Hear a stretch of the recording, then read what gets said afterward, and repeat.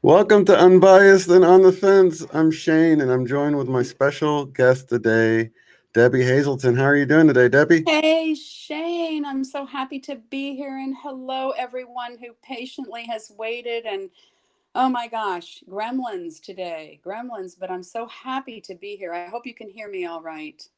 Yes, I can hear you great. Let's see. I've got notifications popping up and hiding stuff I need to see on my screen here. Okay, there we go. So yes, inspirational speaker, Debbie Hazelton. And I watched one of your videos where you were, out doing your thing. And wow, you were just so funny and inspirational and Oh, upbeat. And it just made my day well, watching that video. I said, I got to get her on here. thank you. Well, we have a mutual admiration society because I have been thrilled ever since I found you. I actually stopped looking at a lot of other things that I was looking at because I'm so impressed with you and the quality of people you have on here and the quality of people that I've seen in the chat buffer and on Josee's chat buffer and all that Josee brings. There's a very different energy here that I love, and so I feel really honored to be here today.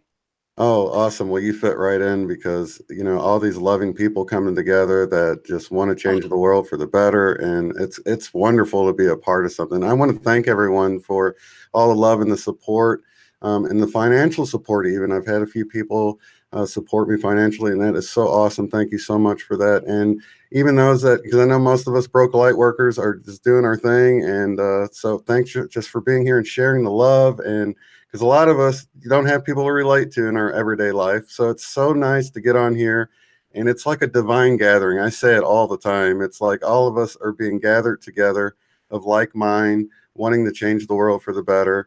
And that's what we both have similar jobs, right? well, we do. And when I saw your channel, I kept watching everything I could about the event.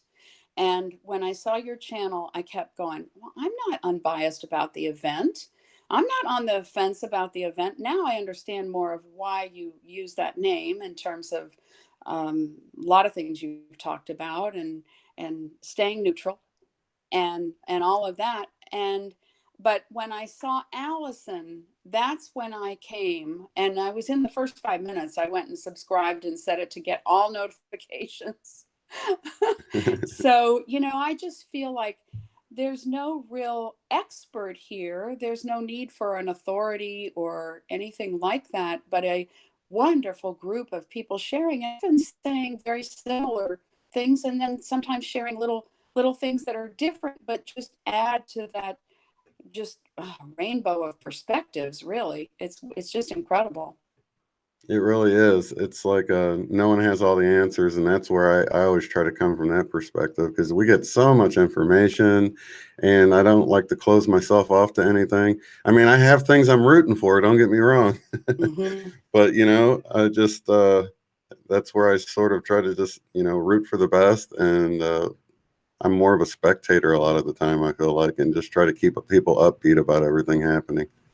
Well, you do that, and yeah, the event is very exciting, and I saw this in my mind many years ago. I didn't call it anything, but I saw there being a time where there would be some major something that would happen, and some would feel like they were in heaven, and some would feel like they were in hell, and there would be new technologies that would come from it.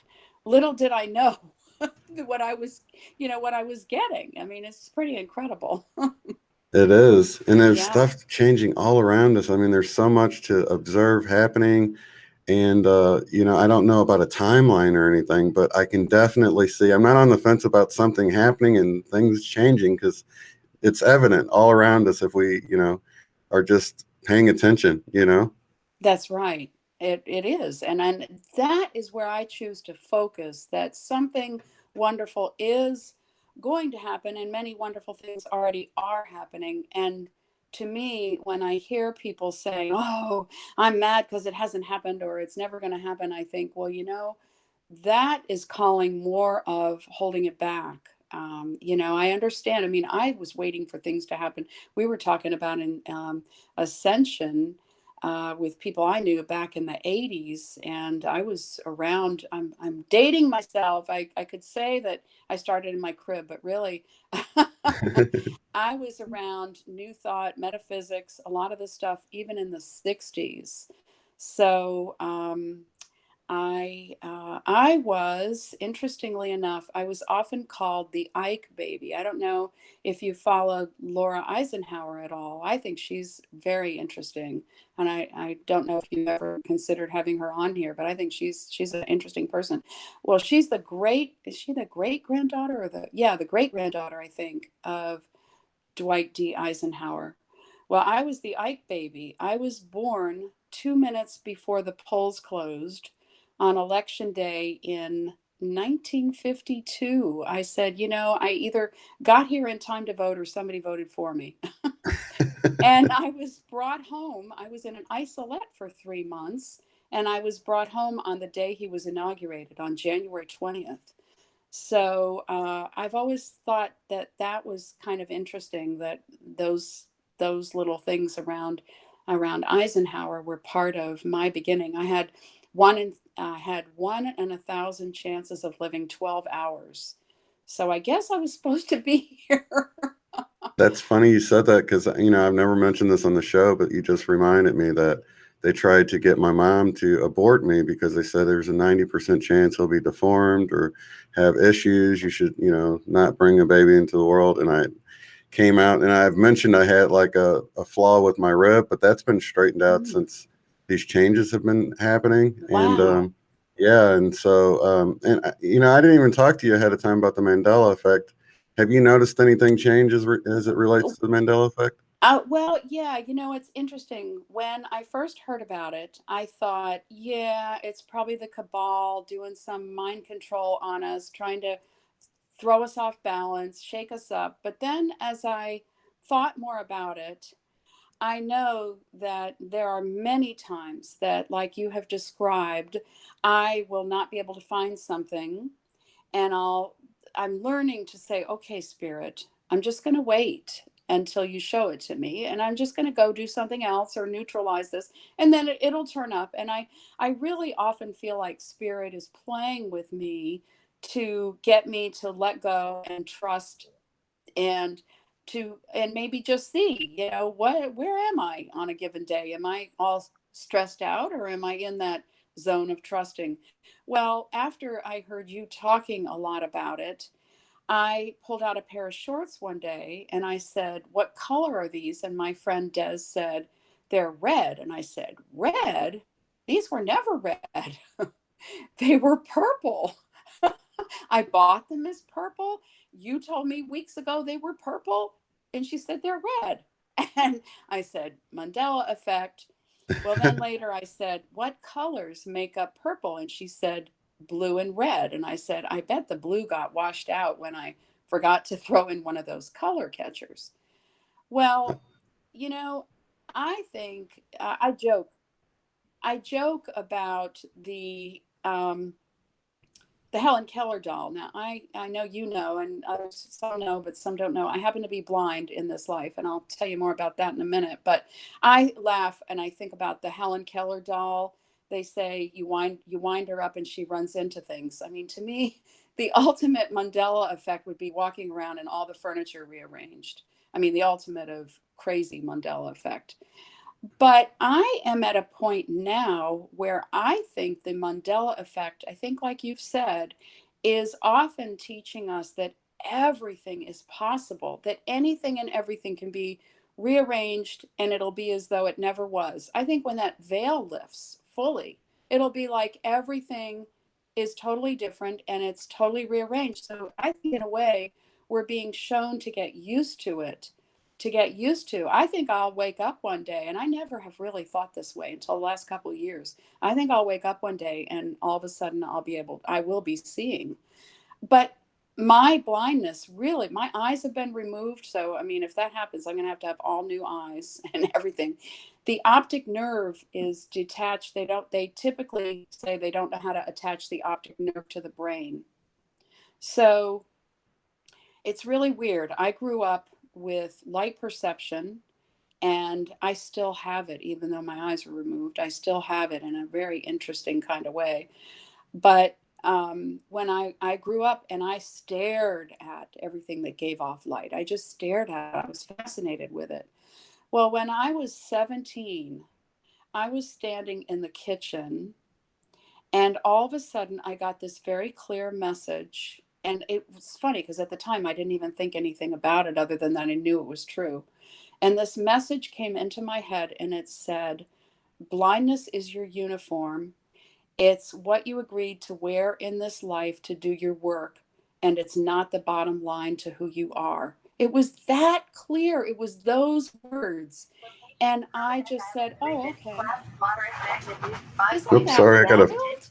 sorry, I got a phone that's being loud Oh, and annoying here. I just did want to cut in and say someone in the chat said blind only physically, eyes wide open spiritually, and I totally thank agree with you. that. Thank you. Well, and I I it's interesting because I, like most people, even though I had that, even though I was wide open in a lot of ways, I still, you know, left all that and went into the field of humanity and mucked around and, made lots and lots and lots of mistakes. And I've thought a lot about all that. And I really think that it's kind of interesting. Oh, Q is making lots of drops. I keep getting those notifications. Not that I follow them, but I'm hearing Q has made another drop. Q has made another drop.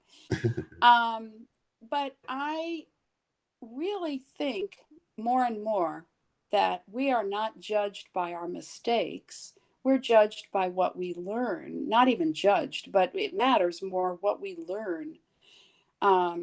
Photographers make lots of mistakes. They take lots of mistakes before they take their great pictures. And nobody goes and says, "Well, let me see all those mistakes you made, because then I'll tell you whether or not I think you're worthy." That's a very good point. So I think that our mistakes give us tons of wisdom and tons of groundwork for empathy, empathy, empathy, empathy. As I have empathy, I can give that compassion to myself and I can give it to others. And wow, wow, wow. I think that's more of what has certainly gone a long way to help me find inner peace. And in a wonderful way that I don't veer so often like I used to. I think most of us, we come in and we don't always remember all that. And although I thought of reincarnation when I was a kid, I thought it made a lot of sense, and people told me I was crazy, and but yeah, I mean, I just think we dabble in the humanness for a reason, or swim in it, maybe for lots of reasons, to get that compassion and empathy and all those good things. So anyway, I've been going and going here. Oh no, that's perfect, and that goes right along with what I learned years ago. Because I would listen to a lot of inspirational speakers, and a lot of them were geared towards business, and they would say, if you have several failed businesses before your successful business, then it just means that those failures were stepping stones to your successful business. It's all a learning process, and as long as you're learning along the way, those failures are stepping stones to success, really. Yes, I totally agree. They are. And uh, you know, if I feel sometimes like if I hadn't. Oh, somebody subscribed to my channel. Thank you. Yeah, I Um, do have your link below. So Thank anybody that's not you. subscribed, please go Thank subscribe you. because their stuff is so great.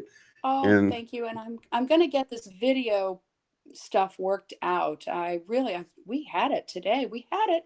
And then when Shane and I tried to connect, it all, everything, couldn't get the microphone to connect. So now at the last minute, I'm on my phone. And so here we are, the Yeah. Mandela effect. It changed everything. But I think that if I hadn't made certain mistakes, I don't know that I would have the compassion that I have, because when I look at things that other people have done, or whatever, I then will say, well, there's not a situation that I can't find some semblance within me of, oh, thank you, another subscriber. But there's not a place where I can't find some degree of error or mistake in my own life, and that gives me compassion. There are times when people will have all the intellectual understanding, and they'll sort of say things like, oh, I know what you people go through, but they'll act like they don't go through it. Well, when we know that we go through a lot of the same things, we struggle with, all of us struggle with relationships and money and ego and all this stuff. Well, gosh, to me, just embracing that has to do with being able to love that much more and have that much more compassion and empathy. And I differentiate as an inspirational speaker than I prefer to think of myself as an inspirational speaker rather than a motivational speaker. A motivational speaker is one that works, thank you, works to, a motivational speaker gets someone to just take action. But to me, an inspirational speaker is one who helps to fill someone with spirit, but also to inspire the inner changes to take place, the inner revelations. And so my background was psych and counseling, and then I moved into massage and spirituality and all that, all that.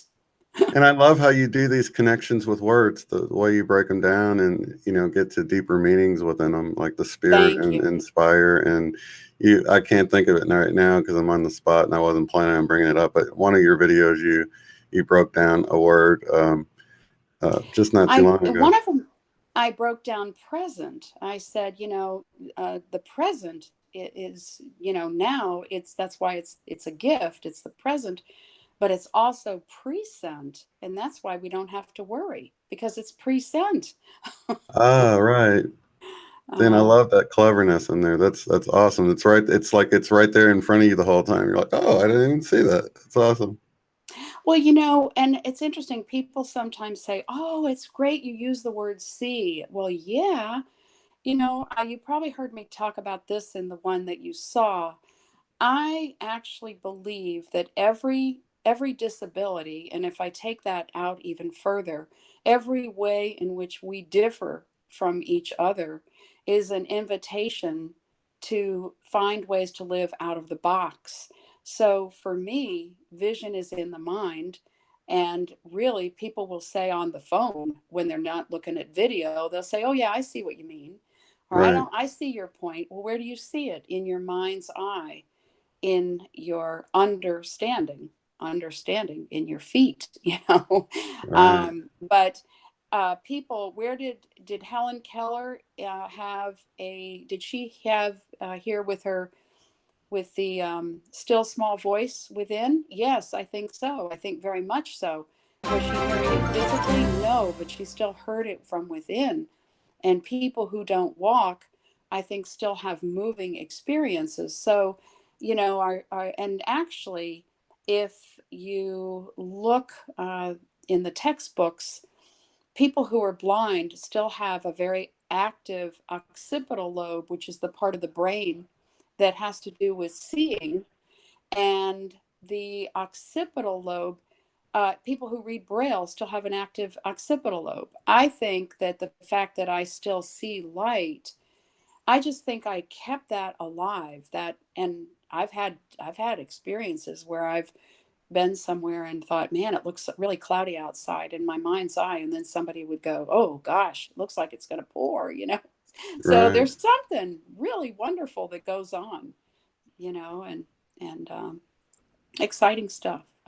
Yeah, and it's like you have heightened other senses are heightened, so you can feel the light and you can sense it in, because we're more than just our physical. So that We just are, and yet I don't think they might be heightened. If they're heightened, it's from focus. I don't think that my hearing is better than yours ever would be or could be. I think my hearing probably could be even better. My sense of touch could be better. I think we can all use more of what we have. And what we choose to focus on is what grows. And that includes negativity. What we choose to focus on is what grows. So if I've met people who have worked with blind people, and they've gradually come to hear, and understand our computers and all kinds of stuff. So yeah, but what's really fascinating is I have come to think that it's funny how people are so afraid of, they're often very afraid of blindness and afraid of not seeing, and they think that one disability means that someone is less than capable or more than. I don't think either one is necessarily true. I think we're just differently, all of us are differently capable. But I have, in the recent years, I've been focusing more on the unseen and how cool it is to be living in the unseen. I mean, where is so much of what we're fascinated with in terms of the source or spirit or the essence or what all the names we have for that, where is that? It's so much in the unseen, and then we see where it shows up in our lives, in the scene or in our experience.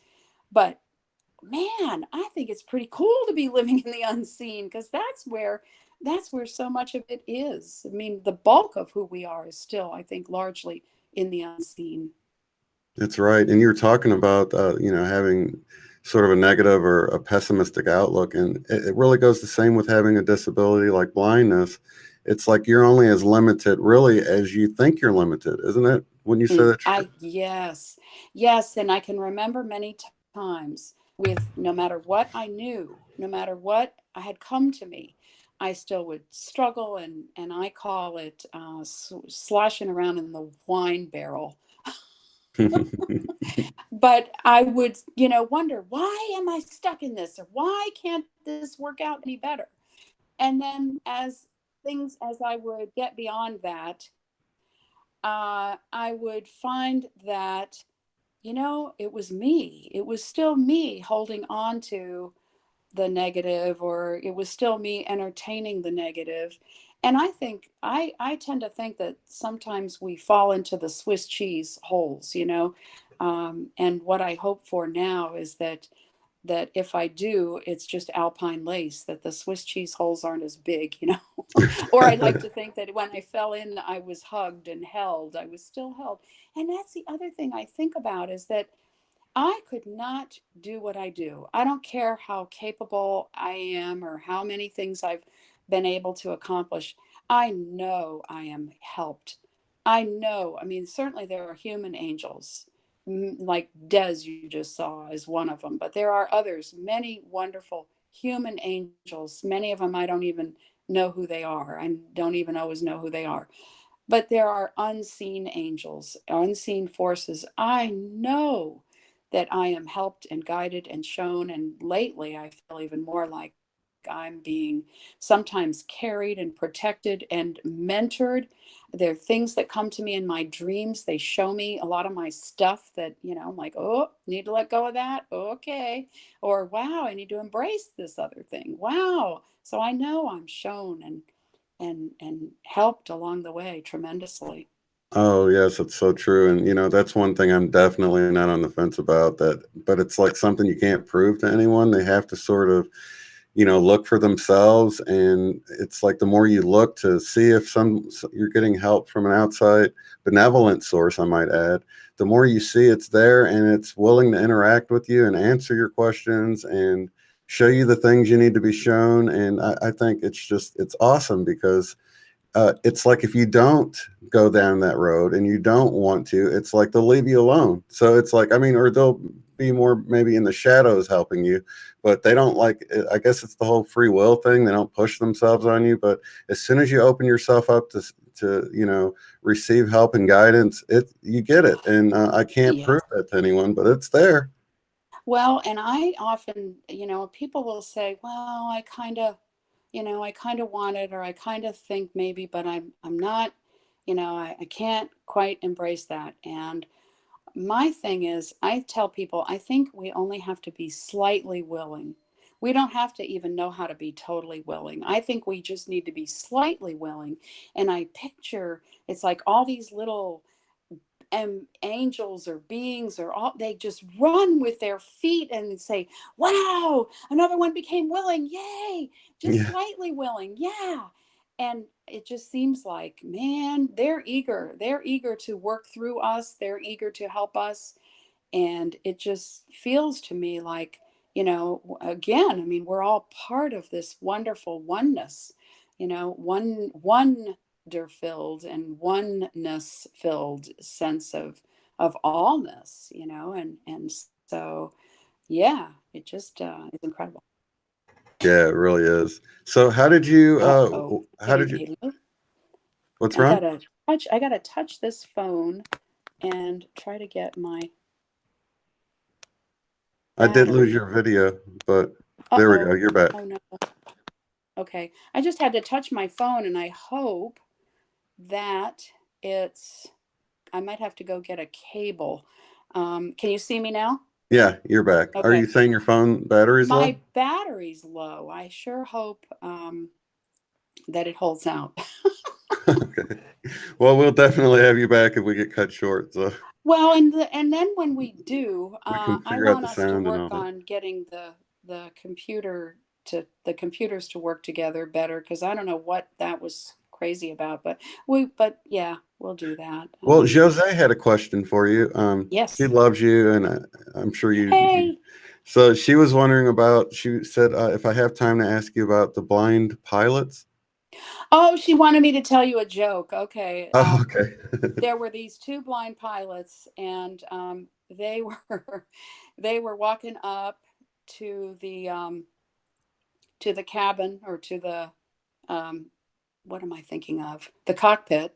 One had a dog and one had a cane, and so they're walking up there, and everybody was sitting there with their mouths open, and they didn't know what to say, and so they went into the cockpit and they started driving out onto the runway. And when they got to the edge, all of a sudden the people screamed, and one said to the other, one of these days those people aren't going to scream and we're not going to know where we are.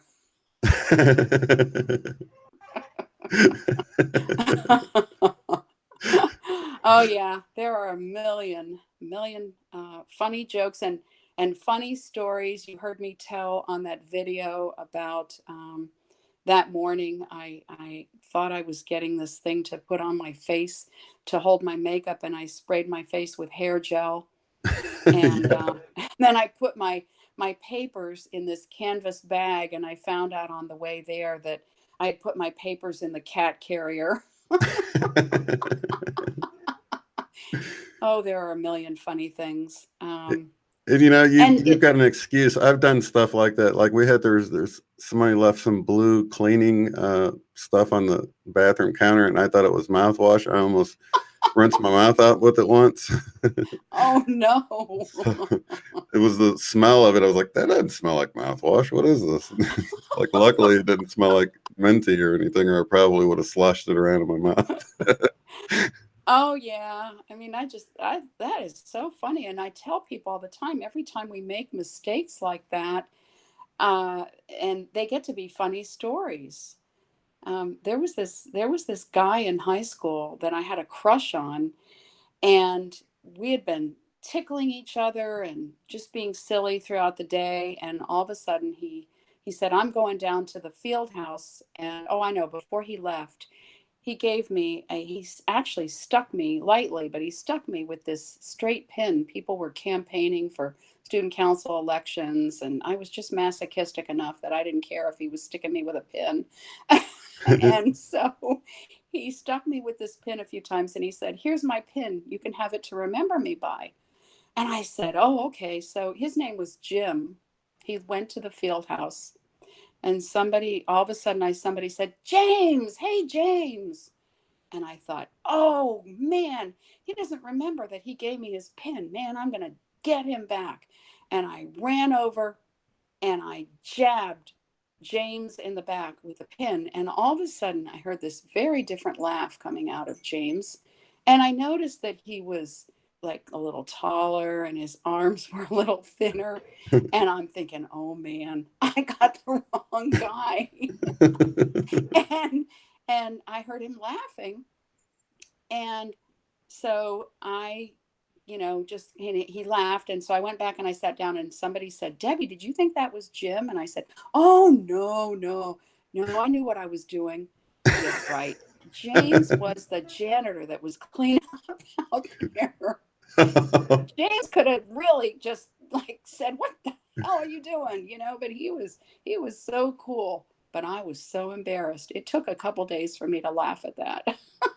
Yeah, that is funny how that was sort of one of my epiphanies came like that. I was in the shower and somebody in the house turned on the hot water and it caused the water in the shower to get really cold all of a sudden. And I jumped and I got angry about it. And then I took this third person point of view about the whole thing, saw how I jumped naked in the water. And I just thought it would be so funny to see myself from a third person point of view get like, shot with this freezing cold water. And I started laughing. I went from extremely angry to laughing at myself, and it was like it was an eye-opening moment, even though it was such an insignificant thing. I always think back at that and how we can get out of ourselves and look Oh, at yeah. something from the third person, even when we interact with other people, and it's like almost going to be an argument. If you can sort of get out of the emotion of it, you can Oh, respond that more is so lovingly. true. Yeah, that is so true. And I don't know, but I had a major kind of, I guess, waking some kind of moment near the end of 2011. And I've heard others say right before 2012 that there was a big waking kind of time for some of you. And I had already known that it was my role to inspire, and I didn't always like it. And I had already known, and many times I chose it, but I was more ambivalent about a lot of things. I was more ambivalent about spirituality and all that. And um, but near the end of 2011, I had gone to see a friend of mine who did energy work, and we traded because we both were doing a lot of different things. And she liked the EFT. I was doing emotional freedom technique, and she did a bunch of stuff with me. And I didn't think I was getting much out of it at the time, but all of a sudden I went back home, and I had this moment of getting that I had been thinking about more of what I don't choose rather than what I do choose. And I thought, oh, that's interesting. Mhm. And so then I said, okay, what is my purpose? And I thought, that's a silly question. Of course, you already know what your purpose is. But I thought it's good to ask the question. So I did. And the answer came to inspire. And I was like, yeah, I already know that. And, more came and it said, yes, you really need to do this and you need to be nicer to people. And I went, oh, oh, okay. And I just kept getting more about the importance of inspiring. And, I have not looked back. I mean, even if I have a little bit of a bad day now and then, it's very different than it was before that moment happened.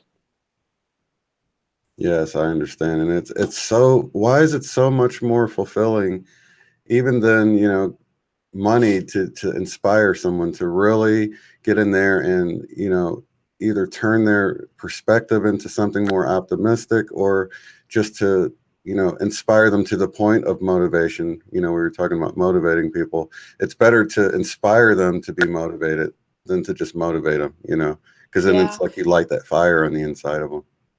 Absolutely. I feel that way. I feel that it is. And I also feel there's a quickening of a lot of this happening that we really everything is amping up and we really are moving and being moved. And so the more that we can show up and reach out and give our best to others and sometimes it's not even by what we say. I think it's really more about just being and the energy that we hold, the space that we hold for others, that's really important. It does feel like a really fast amping up of all this energy, though. It really does. It seems like more than ever, it's like we're really creating our reality, and it's just our perspective we hold creates Yeah, so much, you know? it does. It does create so much. And I feel like the more we're, even slightly willing, that there's a lot of help brought, coming through to add to that perspective, to feed that perspective. I know that Allison Coe had been saying that people were talking about March 18th, and that day went by and I didn't feel anything specific, but I woke up on the 19th, and I hadn't even heard her say this until I listened to her, I think, talk on your show or somebody else's. But she said she woke up that day and it was like she couldn't feel anything negative. And I woke up that day and I wrote to a friend of mine. I said, I don't know what's going on, but I feel especially good. I feel especially like high this morning. And Hmm. I hadn't even thought of what the date was. I think that some of us got tendrils, and I think with these other waves that have been coming in, that there are more of us that are getting, some of that. And so it's just it's really incredible. It's really exciting. It is exciting. And I think a lot of things are just distractions at this point because um, you can kind of get sucked into the 3D stuff that sort of takes your focus, stuff that's really out of our control to even do anything about. And that pulls us away from the fact that, everything's handled for us on a higher level, I believe, to I where, do too. just work on ourselves. It's Hmm. much more simple than we make it. Yeah, I agree. And many times I'll feel prompted to, okay, oops, let go of that, and just, just wait, just trust. That's another thing. I have been, I hear people talk about faith, and I really wonder from some of you, and even from you, Shane, what is the difference for you between faith and trust? I find myself knowing that I live by trust lately. And I've been saying that more, living by trust. And I know a lot of people live by faith. What's the difference to you? Well, I think just on the surface, faith usually has more of a religious baggage attached to it. Mm-hmm. For a lot of people, faith-based Mm-hmm. organizations and things like that. But yeah, I just trust. I think trust is more like natural. It's more like faith is like you're telling yourself that it's going to be all right, but Mm-hmm. trust is like when you sit down in a chair and you know it's going to support you. You don't even really think about it. That's true. Yeah. I know trust for me is in my heart. I know that I feel it deeply in my heart, and I know that for the past few years, several years, probably since that 2011, people have heard me say, I'll trust and see," and yeah, it's just interesting. I hear a lot of people talking about faith, and I've been thinking of putting that out to more people to see, and maybe it'll even, some people will say, oh yeah, okay, so maybe I ought to trust more, Yeah, I like that trust because it Hmm. is like that. It's like you're either kind of apprehensive about sitting in the chair and you're like, is this going to hold me? I have faith it will. And it's sort of like you don't know, but you're going to go ahead and wing it and try it. But trust is sort of like you sat down, you didn't even think about it. It looked like a nice solid chair, a place to sit, and you knew it was handled. So it does seem a little Yeah, better than faith. yeah, it'd be interesting to say, I have faith in, I'm going to sit in this chair and I have faith it'll hold me. Well, I trust it'll hold me. Yeah, That to me is closer, and it's a more deeper, secure. yeah, a different, a trust and a sense of relatedness to something grand, to something beyond me, in me and beyond me. Yeah. Right. That's another thing. It sort of takes it out of, your responsibility and puts it, elsewhere, because it's out of your hands anyway with most of the things that, we just have to trust they're going to be okay because we can't do anything about it anyway, you know. Yeah, I play a lot of games on something called Dice World, and my name there is Woo Woo Wacky Witch, but it's WUWU, because I tell people Well, I have this other character, Woo Woo Wacky Witch Hazel, and Woo Woo is the new Woo Woo. And Right. so that's why I spell it WUW, and it's wonderful universe, wonderful you. But so anyway, I'm Wacky Witch. I'm Woo Woo Wacky Witch on Dice World, and I will play games almost in a meditation and learn. I wrote about it on my blog actually. I'll learn, like sometimes I'll think, oh, that's a crummy hand, and then I'll play it, and I'll find, oh, why was I worried? I'm ahead of them. Or I'll, anything like that, I'll think, oh, this isn't very good, and then it'll turn out to be wonderful. Or it might even be, it's okay, that other person hadn't won in a while, and maybe it was their turn to win.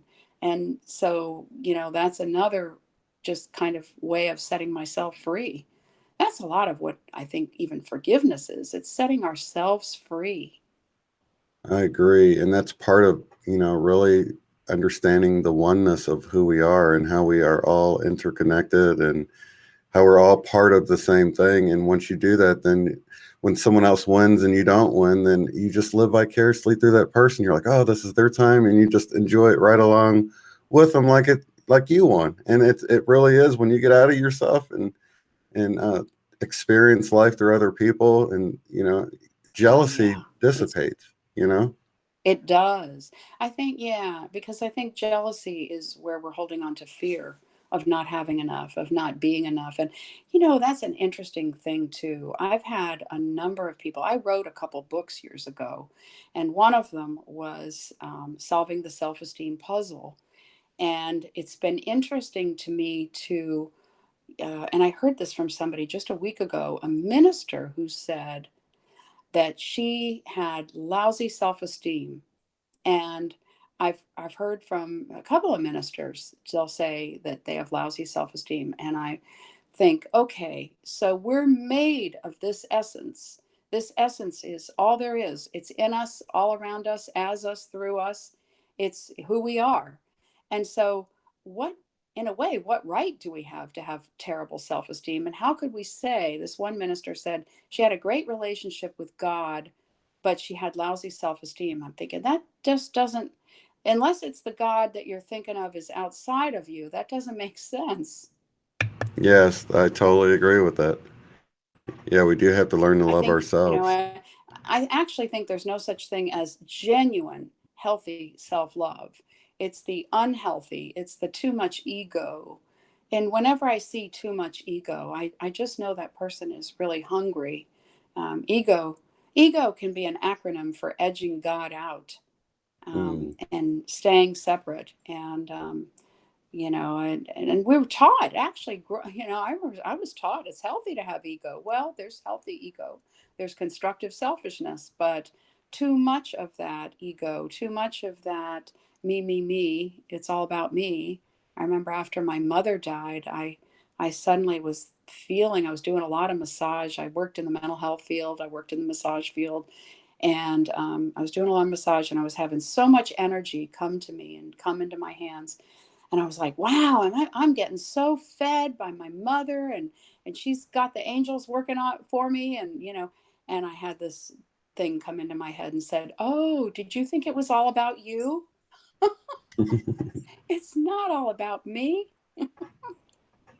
That's so funny because I when I heard the whole I am thing, you can view that two different ways. Like I am, it's like you're talking Yeah. about your ego, or you're talking about the divine part of you that is Hmm. everyone. And it's like sort of what perspective are you talking about I am from? You know what I mean? Well, and even I also take it to when if I'm projecting, or if you've done the Ho'oponopono, do you know Ho'oponopono, the thing where you say, I'm sorry, please forgive me, thank you, I love you, and how there was someone who did, a psychologist or a psychiatrist who did this so much with a bunch of patients that it cleared a whole mental hospital of patients. I think it was a mental hospital or a prison of people. Well, if we're projecting things and thinking it's all about them, then if I say I am that, I am that. I am that. I have a piece of everyone out there as part of me, and especially if I'm, fixated on someone out there or something that they're doing, well, maybe that's an invitation for me to accept that, or maybe it's an invitation for me to change that in me and or love that in them. But I am that is some of where I go with I am that I am. Yes, that's very good. Yeah, and Eileen from one channel brought that up Oh, I as a. love Eileen. Oh, Oh I my know. God. She brought that up as a meditation to do because it is sort of, it does tear down those barriers. And that's sort of my whole premise when I started the channel, was to tear down those barriers by sort of saying that anybody you see, that could be you if you were put in those same circumstances. So no matter how Yeah, bad someone else seems to you, and like no matter how much you feel like I would never do that, if you were put in that same person's position, you might have ended up the same way they did. So it's like, you that's know, right. That's right. Yes, I agree. And that is just some of the incredible goodness and beauty that you bring. I mean, this community that you have helped to spawn is just so incredible. It's just there's nothing like it. I mean, like I said, I don't even go and look at what the cabal is doing, and I might breeze through some little something, but I don't I can't keep track of all these characters, and I don't, I'm not waiting for all these arrests and all that. I'm just waiting for the negative behavior to change, to stop, and for more of the good to continue to come forward. That's and I don't even go to a lot of the channels and things that I used to go to. I stay here and to Jose's channel, and some of the others I found. And I want to get more of many of you who have channels. I really want to get your links, because I know that it's in the chat. The chat is really kind of hard for me. I have to try to hear it and then hear what you're saying at the same time, and then I have to try to get the spelling of your names, and it's a real challenge. But I'm with you, and we're all together. That's for sure. that's wonderful. And that's one of the things that, when I come across somebody like you, and I think, man, that you're somebody that people have to know about. And so that's another whole aspect of bringing us together, is not only, hey, come to my channel, but go to their channel and let's all get connected, And that's why I love that Jose and Eileen Oh, got her channel going. And, oh yes. so many people have gotten their channels going. And we are like this community, and I love to help others out, to let people know about them. So I'm doing what I can, and you're definitely one of those people. And if you Thank guys are you. coming in late, I have her link below, so please do subscribe to her channel. I It's right at the want very to top.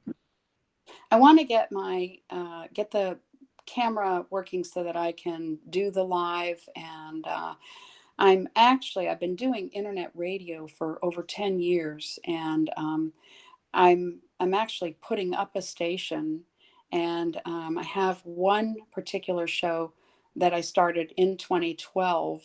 That's in its sixth year, and it's a show called In the Quiet. It's on 9 stations right now across the country, and I have another show that I took a hiatus from right now, as I took a hiatus from the main place where I was doing the live broadcasting. We were taking care of someone here with Alzheimer's, and then as I said, while I'm putting up my station, I'm just going to take a break from where I was immediately doing it, Hmm. so that then they can carry my shows when I come up. But anyway, so tons of music and internet radio, and so that's my background with all of this sound equipment and production and all of that. So um, And it's I will, nice that yeah. technology has really helped you out as far as you Oh, know, just being able to do everything that you do.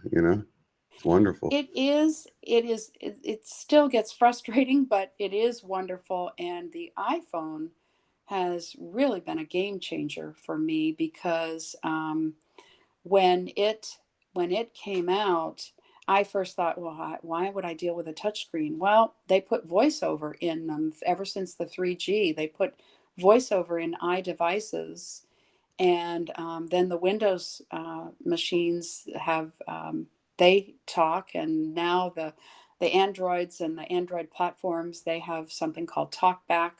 So, I mean, with the iPhone though, I'm able to scan barcodes and use GPS apps. I can identify money and colors, and I mean, it's just pretty incredible. There's a lot of stuff. It's Yeah, and just wild. just just so you know, it's equally as frustrating when you can see a lot of times when you're just Oh, trying I to figure think something that's out. true. And that's a myth that I've had to work to, I've sometimes said I have to remind myself that sighted people don't find it easier. Sighted people aren't always smarter, or don't necessarily, find things that any more convenient than I do. Exactly. Yeah, it's just anytime it's something new, it's difficult, and once you get used to it, it's like, oh, can't believe I thought this was hard in the beginning. It's so easy now, you know. Oh yeah. And that's what makes me think there's more help going on, because there are times that I will think something's hard, and then I'll just adjust my thinking and my openness to it, and then I'll go, why was I thinking this is so bad? It really is easier. And so I think there's a lot of help to make things easier. I really think there's a lot of help that is coming. I Definitely. And Interesting. I also think a lot of people give up like right before their breakthrough. A lot of times, I Yep. think they it just gets so hard that they're like, I just can't deal with this. But if they would have just stuck it out a little bit longer, because I've seen it, because I've been through those. It's like this little hump you got to get over, and then it just gets much easier. And a lot of people get to that hump and they're like, forget about this. But so let that be an encouragement if you're Yeah. trying to do something, like even if it's learn an instrument or a language. Just when it starts to seem like it's getting really hard, if you just keep on pushing a little further, it usually gets easier.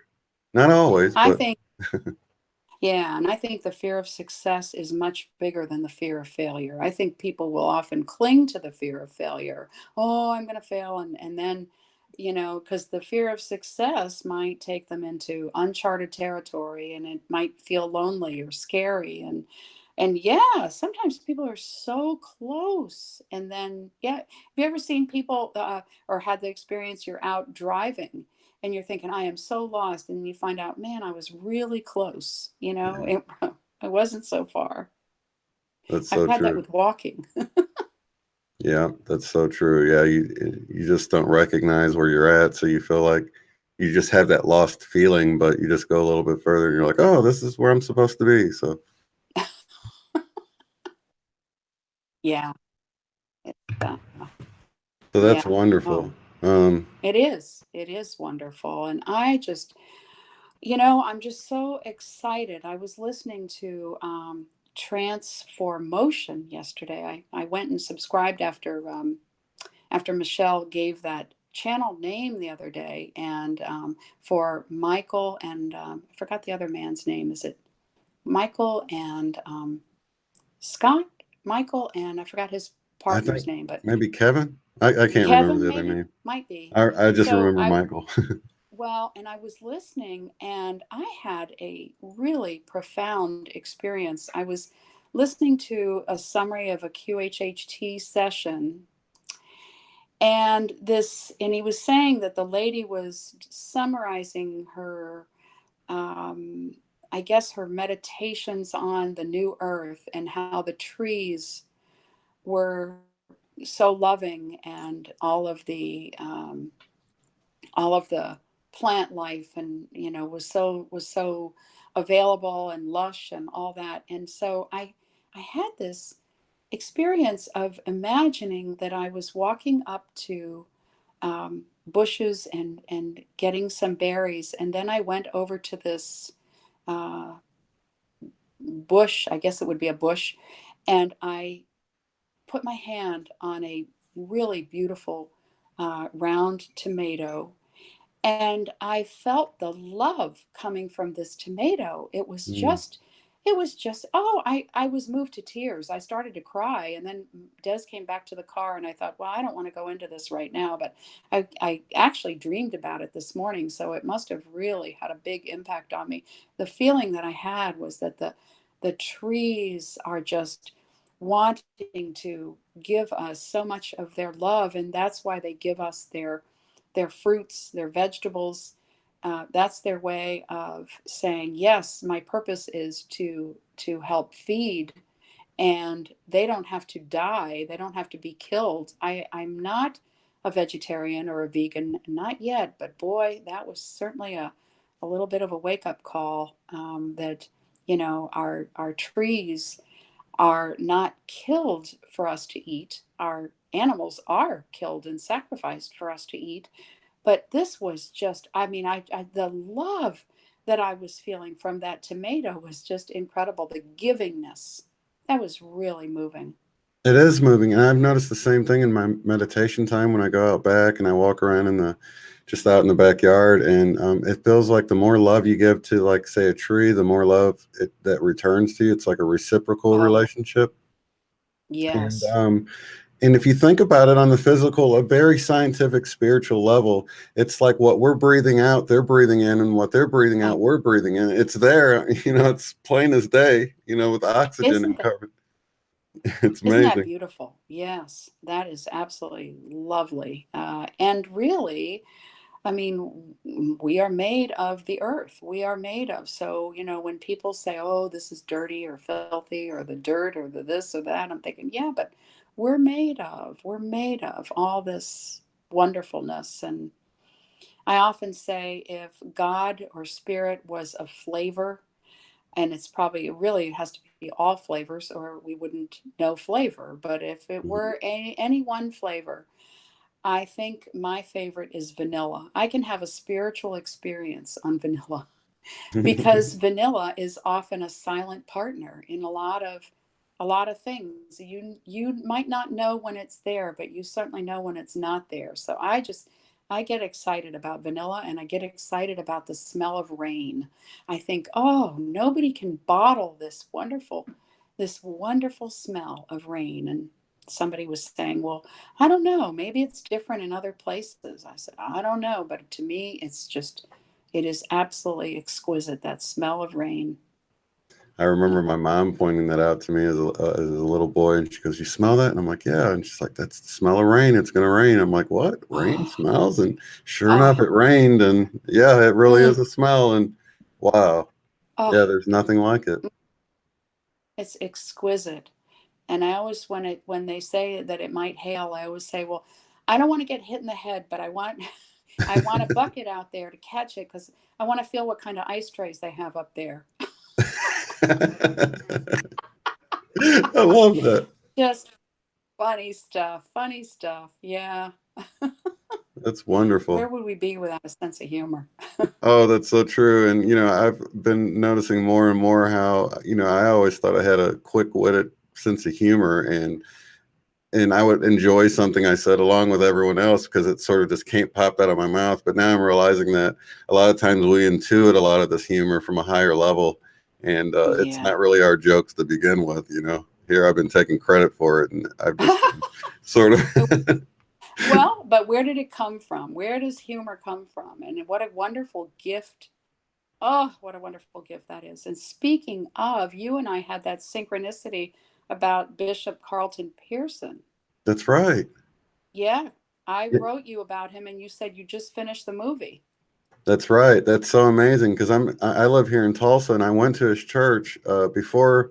He supposedly went off the deep end saying that everybody deserves to go to heaven or whatever. But yeah, it was like I was a teenager and into my 20s, and in the 90s, and then I guess at the end of the 90s, he supposedly had this epiphany where he realized that God wasn't sending everybody to hell, and he came out, and he went through the same thing I went through, but gosh, he was like the pastor of a mega church at the time, and I feel bad for him, but at the same time, that really speaks to his character. You know what I mean? To Oh, to come across that truth, and then knowing. I think it ended up being worse than he thought it was going to be, the oh, response he got. yeah. But you got to give the guy Oh, and they credit. still, yeah, they still badger him. They still, if you've heard any of his debates or if you go to YouTube and you hear him talk, but you also hear them after him after the movie, there's just, I mean, they're just sure that he's so deranged, and but he can stand up to it. Yeah. And it's It's wonderful because I've met the man in person, and he was a truly loving person, and you just love to be around him. He just had that really bright, people that you like to be around. It's like Yeah. they make you feel good, and he was one of those people. And it's like once he realized that, at the time I hadn't realized it yet, but once I did, I was like, oh my gosh, Carlton Pearson figured this out like a decade ago. I love it. Everybody thought he was working for the devil because he wanted people to feel loved. It's just crazy the way your perspective can change on things. And some still would say that. They would still say he has a cancer in him, and how terrible. But I think when I don't know if you've ever heard him speak since, but he blows the roof off about everything. I mean, he talks openly about sexuality, and he talks openly about, just all kinds of ways that people keep things hidden and think that, nobody else knows, or that it's, that they're hiding things, and he just blows it all wide open. He's just so refreshing. Yeah, oh yeah, and in the movie it was so touching because there was a homosexual character that was dying or whatever, and he just went over and embraced them and loved on him at this time when he was at his lowest. Where, I've known a lot of Christians that would have been like, standoffish, and I don't want to, hug a gay guy because people might think I'm gay or whatever. And it was like none of that mattered. The guy needed a hug at that time, and he just went over and loved on the guy at a time when he needed it. And that to me is more like I expect Jesus to be than what we see with the hypocritical church leaders so many times. You know what I mean? And when he did that, that was when he became free. He knew, he said, I know more, I'm more sure than I've ever been about anything in my whole life that I can save you and I can believe in you. And that was when he knew he was more secure with who he was. That was incredible. Yeah, it really was. Yeah, That in was fact, awesome. I'm almost wanting to cry thinking about that part because it was you could see the epiphany happen, and you can see how you're like, oh, I guess that would be more like Jesus. I mean, anybody you sit them down and you point at this scene, you're like, is this more like Jesus would have reacted, or you know give him an alternative of being more standoffish and the guy's dying and he's not going to hug him because he's a homosexual or something. And it's just it should be clear as black and white. I think, what I mean, that people are people need loved, I know. and you know everybody deserves it. I There was a movie years ago, or a documentary by a man named Morris Massey, and I have quoted this so often. He did a video called "Who You Are Is Where You Were When," and he says that we form our values generally by whatever decade we're in when we're age 10. And Mm. and if you look back on the decade you were in when you were age 10, you can, look at, well, what was happening? What were the themes? What were the trends? He says, like, a lot of kids who were 10 in the 60s learned that life problems could be solved in a half an hour TV show. I mean, that's just one example. And he says that the one thing that causes us to change our values more than anything are enough significant emotional experiences. And for me, the key word in that is enough. For some, it may be one huge emotional experience that really changes values. Many times it's many and many significant emotional experiences. And I often find that the people who are the most comfortable with people being people are people who have lived or in and around different cultures, different lifestyles. They've been exposed to maybe different countries or different cultures. And so, it's just been easier for them to embrace people as people. But if they're used to just a little box of, oh, people behave this way and they do thus and so, well, then it's much harder for them maybe to just really embrace all people. And so, yeah, that key word for me is enough. That's amazing, and that's so true. It's like, and sometimes it happens accidentally. You know what I mean? Like you just get to know somebody, and then you find out something about them, and you're like, oh well, that's not what I've been told about that type of a person, or that type of a religion, or that type of a lifestyle, or whatever. You get to know someone, and then you find out about something. And to me, those things are secondary. People are people, and then they should be treated with love and respect and everything, and all those other things are secondary issues. you know Exactly. Yeah, yeah, that's very true. And, our stereotypes about, people who have money or people who don't, or, all kinds of things. That's why I keep thinking that, every way in which we're different is like it's a riddle. It's an invitation. How can I expand beyond this box I'm living in? How can I expand and become more? What can I learn from this person? And wow, and so, for all the times that I haven't liked being the way I am, or I've been frustrated, I appreciate more now that, it's a gift. It's a incredible way of carrying the light, and adding more to what other people may or may not wake up to, and for more ways that I wake up through them. Yeah, enlightened self is saying that to save others, we must first save ourselves, and that's true on so many levels. That a lot of times people are telling you, how you can be saved or how you can be fixed, and not, and they're sort of neglecting their own self or whatever because they're so focused on others. But we can really, if everyone focused on themselves and loved everyone else, then everything would be handled Yeah. automatically. You know what I mean? I remember one time a very traditional Christian asked me, she said, "Oh, but Debbie, have you been saved?" And I said, "Oh, yes, many times." Because many, many times, and I'm still being saved. And maybe we're each alone, and maybe we're saving ourselves, but at the same time we're all so connected. So there's just so much help and love along the way. I mean, does help us save the show today by getting the phone propped up the right way, since the computer wouldn't work. Yeah. It's just, it's funny. It's just, but yeah, it's a pretty incredible journey. Yes, it is, and we're shining our light, and it's good to be that type of a person, to shine a light and brighten a day. And what do you have coming up on your schedule? Anything worth mentioning that right now for you? What was that? Do you have anything coming up on any videos you plan on putting out, or any speaking engagements, or anything you'd like to mention? Well, um, I I was on a podcast yesterday, actually talking about Weight Watchers. I didn't get into all this good stuff, but I'm going to post that. But I don't know of any speaking engagements yet. I posted the one I did in March and April to my channel. It wouldn't. This app would not let me put a description, but I just posted that up there this morning. Hopefully, Yeah, I um, saw that right before we went live, so I haven't got to see the newest good. one, but I saw the last one, and it was excellent. Well, the one that I put up this morning was the one that was done live at the church, and it had the whole service, and you had to go through all of that to get to the talk. And I don't know whether you took that one in or not, but this one was this one that I posted is just that talk separate from the service. Oh, okay. So I put that up, and so I don't know, but what I really want to do, I wake up downloading in the mornings a lot with things I want to say, things I want to, offer.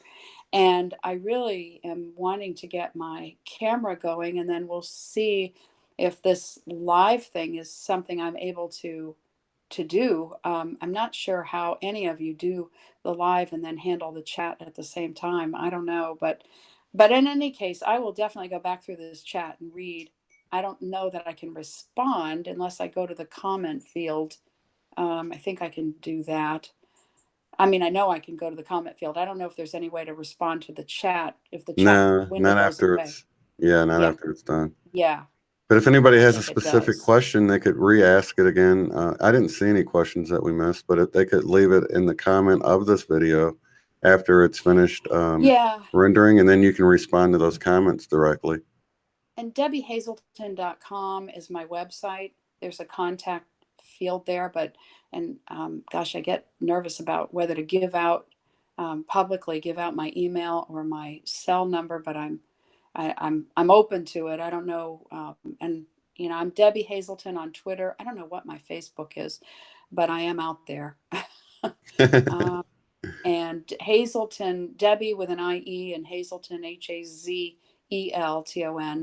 But So if they go to gosh, debbiehazelton.com, they can contact you that get way in and the then get a contact. number that way. That would probably be a better way if they're wanting to talk to you than to give it Yeah, out and for I'd all the be trolls. more than happy to add you to.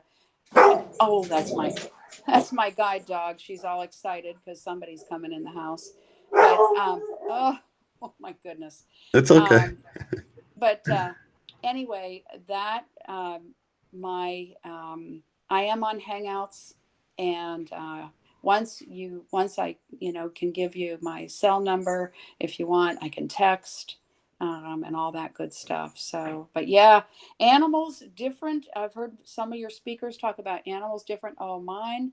I have a guide dog, and I have a my guide dog is a Goldador. She's just adorable. She's almost 9, going on 2. She's Right. full of energy. And my cat is what is he? He's 11. He's 11, and he's a Hemingway. He has 8 toes on each front foot and 6 on each back, but they are really attached to me. Really, really, really. Baby girl, come here.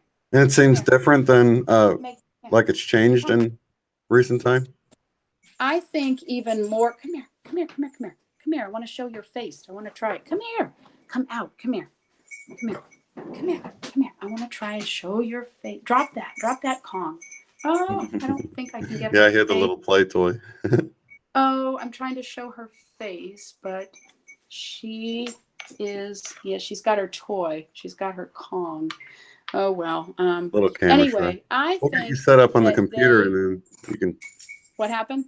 I said we'll get you set up on the computer next time. It'll Yeah, probably be a little easier. good. Maybe you can help me get this going. We'll try again. Definitely. And And Willie in but the chat, he's my one of my moderators on here and as well on a program called Discord. And you can do voice. You can have like a group voice conversation with that app. So it is something new to learn, but it will free you up to do group conversations if you want. So yeah, I have Zoom, and I have this thing called Total Recorder where I mean, if we get this going, uh, probably on the live thing, that I can still record whatever's happening on the internet.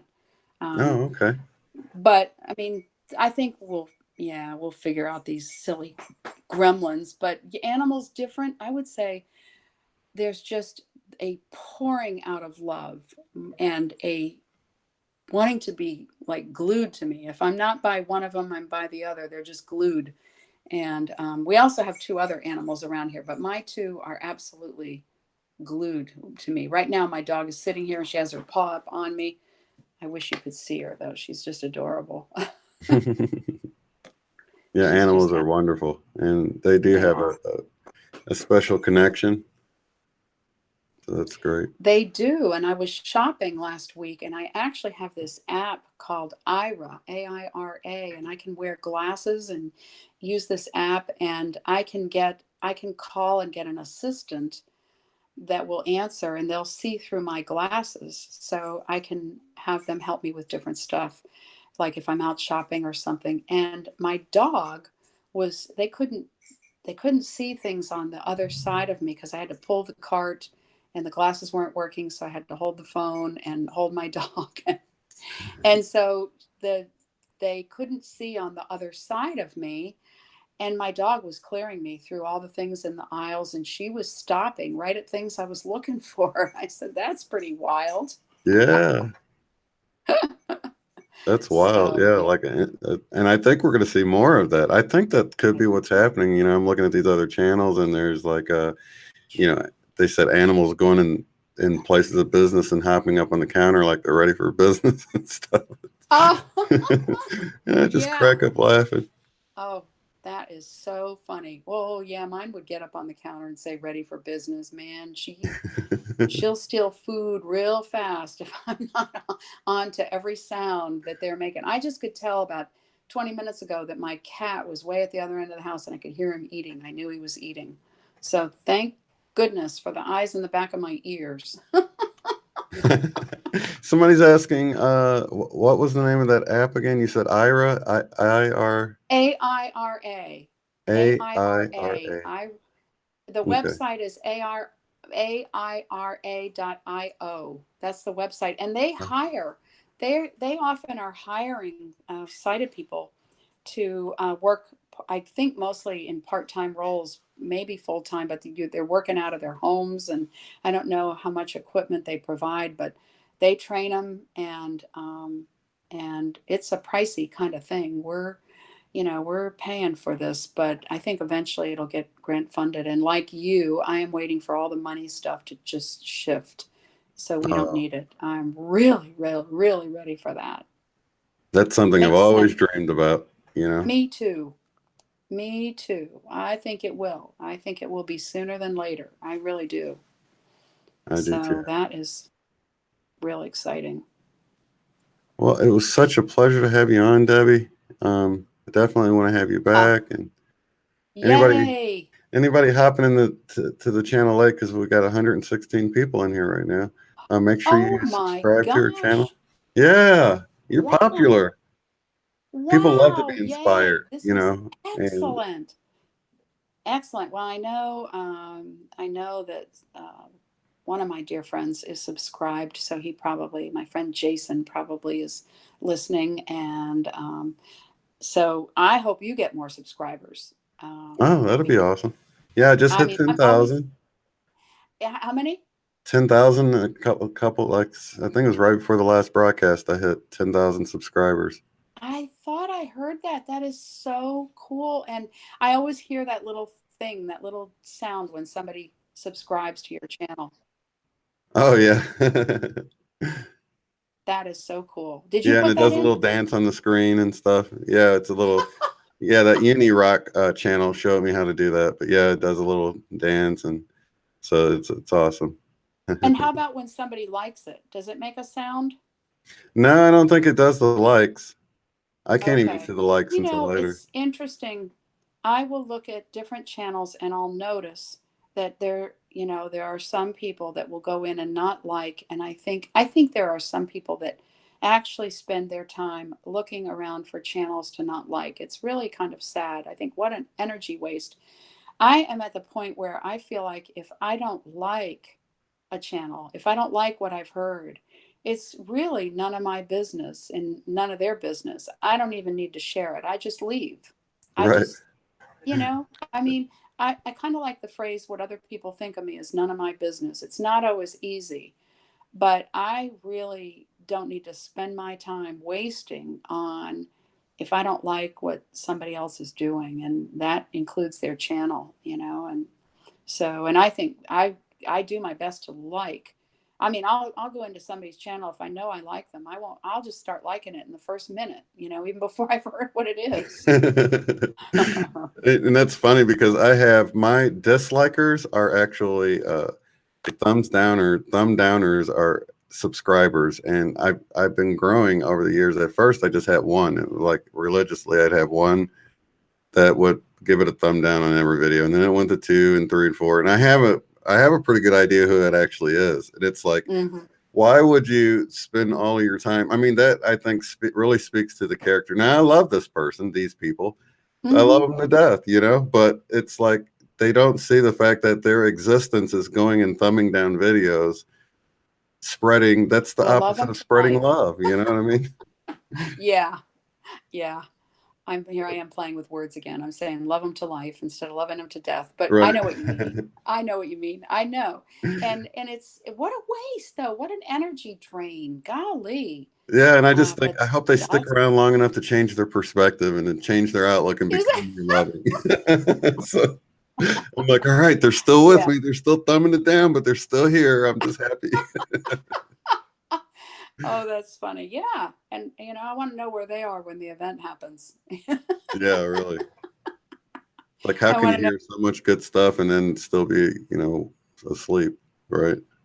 Yeah, could be, but wow, I am so excited. I just, and I hear we're getting another wave the 22nd, and I mean it's just like, yeah, bring it on. I am so excited. And the guy that you had on, Joseph, was it? Joseph Reina? Yeah. I Yeah. thought he was very interesting. Yeah, He he was. was the guy that I was listening to him while he was on Leak Project, and he mentioned the Mandela Effect, and that's how I found out about it because he mentioned the lion and the lamb scripture changing, and I was like, Mm, "What? He must have misspoke." And I went and looked it up, and he was right. So he's got that wow. special place in my heart for waking me up to the realization that the Mandela Effect stuff really was happening. You know? Yeah. Well, that is fascinating. I just think we're given so many invitations to wake up, and that's just one of them. I mean, it's incredible. But I guess everything can change. Everything can change on a dime, or less. Right. That's so true. Oh gosh, Well, lots of love and light to everybody in the chat, and I'm so glad we could lots get of Debbie. love and light. And I'm sorry I didn't go back, and I can't do the chat at the same time, but I will go back. I know I hear many of your speakers actually say this, but I will go back and read them. And I love you all, and I appreciate you so much for being here. And I look forward to doing this again. And actually, Shane, when I get mine going, I want you to come on mine. Oh, that would be totally fun. Yeah, and I can do what I can to show you how I do what I do, Yeah. and it was Dark Wolf that he uses Hangouts, this program we're using, to actually Hmm. stream. So there's some way to use it. I just don't know how, but it might be an easier route if someone can just join you on Hangouts and then you go live from Hangouts directly to YouTube. So Yeah. that could be an option because that's how he said he did it. So um, yeah, And that then might how be does less he stuff. record? Uh, I don't know. He might just download the video when he's done. I'm not really sure. Oh, okay. Like this, you'll be able to download this video and upload it onto your channel if Oh, you I want. will. Yeah, I most definitely will. And I hope I can. I think if I do it that way without using this tunes to tube thing, I can say something, because I really want to encourage more people to come to you as well. And so I'm just so excited. I felt when I heard you, the first moments I heard you, I said, there's another brother. So that's what you are to me. You're another brother. And I'm just thrilled. And I totally feel the same. Yeah, I You, feel this connection with so many people that it's like hmm you guys feel like family to me, and exactly. it's like on a higher level. It's like we all plan to come here, and we just don't. Been given amnesia, so we don't really remember, but we have that feeling, that intuitive feeling that we're all connected and that we're all playing for the love team, so to speak. That's when I was a child, when I thought I made up this great idea that I found out later was reincarnation. Hmm. I thought I made this idea up that we would live over and over again, and God would make it so we wouldn't remember, so we would live now. And I didn't know other people. I just thought that made sense. It seemed like otherwise it was use once and throw away. And I thought that doesn't make sense. So I remember telling my mother, and she said, oh, that's reincarnation. And I'm like, I don't know what that big word is she just said. And I said, what's that? And she said, well, that's what you just said. Real primitive people in India believe that. And I said, real primitive people? Well, they sound smart to me. I was 8. That's So, amazing how we intuitively come up with information like that, hmm and usually it's religion or beliefs that say no, it's not like that, and then, like, well, how do you know? hmm Oh, because someone exactly. told How do me. you know? Yeah, how do you know? And maybe that's the part of the Mandela effect. How do you know? And to learn to not think that what we have known is all there is, Yeah. and As soon as you do, look beyond the then box. yeah, Huh? as soon as you do, you close yourself off to learning anything new. How can you learn anything if you know it all already, right? Exactly. Oh yeah. Mm-hmm. I think most of us learned that as a teen, but some of us never got out of our teen years, right? Oh. Oh yeah. Oh my gosh. Yeah. We got to keep holding on, and yeah, it comes from so many old beliefs, old kinds of things. So yeah. Yeah, Wow. Aloha says you thought of it at age 8. Brilliant. That is a brilliant thing. Mm. most of the questions I had at 8, my mom was like, "I don't know. You can ask God when you get to heaven." And I was like, "What? I want to know now." Oh, that's great. Yeah, I've often thought that you're an old soul like me, an old soul, and you've been around a long time. Well, we're actually going to find out on the weekend. I've got I hopefully it's Saturday, a guest coming on that can tap into the Akashic records. It sort of just happened a few years ago. She didn't even know all the terminology involved with it. She just had this contact. I don't want to, let me just say, join in this weekend, because we're going to do some stuff live on the air, and you guys get to join in right with me. And it's probably going to Great. be Saturday, late afternoon, early evening, Central Wonderful. Time. So I'm looking forward to that, and to know more about where I came from and all that good stuff. So. Yay. Oh, that's so cool. Well, I know as soon as I see your notifications, I jump in there as quickly as I can and as often as possible. And I go back and hear them later. So I'm looking forward to it. That'll be great. Awesome. Well, thank you so Oh, much again. I just love you thank to you. pieces, Debbie. I Thanks for coming love on. you. Oh, I love you. And thank you for the honor and the privilege of being here. And well, to be continued. Thank you Yes, to so be much. continued. We'll get together off air and we'll figure out the connection thing. So next time we'll be good to go. Oh, thank you. Thank you so much. That sounds great. All right. All right. Lots Bye, of love and everyone. light to everybody in the chat Much room. We're going love. to sign off for now. Peace. Much love. Thank you. Bye bye. Bye bye. Thank you, Shane. Thank you.